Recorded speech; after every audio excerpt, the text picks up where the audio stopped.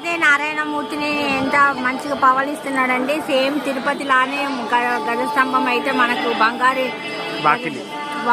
వాకిలి అయితే కనిపిస్తుంది. అయితే కన్స్ట్రక్షన్ అయిందండి, మొత్తం పూర్తి అయిపోయింది. హనుమంతుడు రెండు వైపులో ఉన్నాడు. ఇక్కడైతే అప్పుడు అన్నప్రసాదం మండపం లేకుండే ఇప్పుడు మళ్ళీ కొత్తగా పెట్టిండ్రండి. నేను ఇంతకు ముందు చెప్పాను కదా కన్స్ట్రక్షన్ అవుతుందని, మేము కూడా తెలియదు. లోపల వెళ్ళినాక చూద్దాం ఏముంది, అద్దాల మేడ అని అన్నారు, మళ్ళీ చూద్దాం. భరతనాట్యం ప్రోగ్రామ్స్ అయితే చేస్తున్నానండి. పిల్లలు తయారైండ్రు, ముందు అక్కడ ఇద్దరున్నారు. ప్రోగ్రామ్ స్టార్ట్ అవుతుందండి. భరతనాట్యము పిల్లలందరూ రెడీగా లైన్ కట్టారు. ఇక్కడ అష్టలక్ష్మి దేవతలు అయితే ఉన్నారు. మనము ముందు వచ్చినప్పుడు ఏం లేవు, ఇప్పుడు చాలా బాగుంది. మరియు మీరు మళ్ళీ ఒకసారి దర్శనం చేసుకోండి.